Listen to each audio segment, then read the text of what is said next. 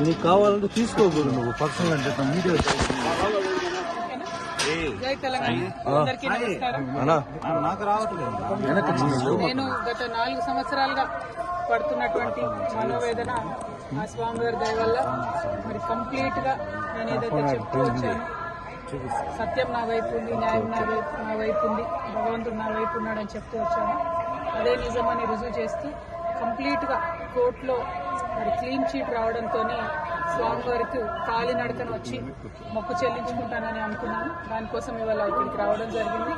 నిన్న కాలినడకన కొండకెక్కి ఈరోజు పొద్దున్నే స్వామివారి దర్శనం చేసుకోవడం జరిగింది.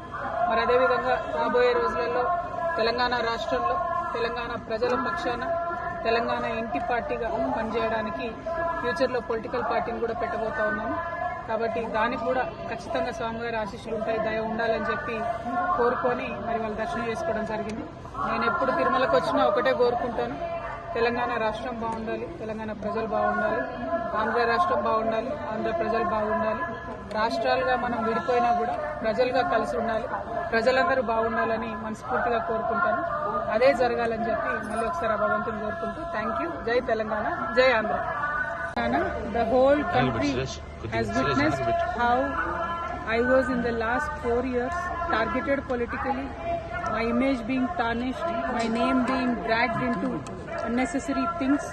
I've always said I am on the side of the truth, and I've always said I have divine blessings, and it has come true today after I've been honorably discharged from the Delhi liquor policy case. I have come to seek the blessings of Lord Balaji. I have climbed up all the 7 hills to reach him.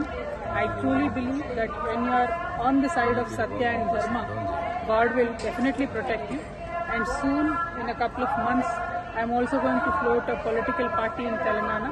I am hoping Lord Balaji will bless me to serve the people of Telangana in a better manner. I would also like to seek the blessings of the people of the nation, because as a daughter of Telangana, I am making an effort to serve my people. But the entire nation has witnessed the way my name was tarnished and dragged into unnecessary things. So as a daughter of Telangana, I seek the blessings of the nation. Thank you. Jai Telangana.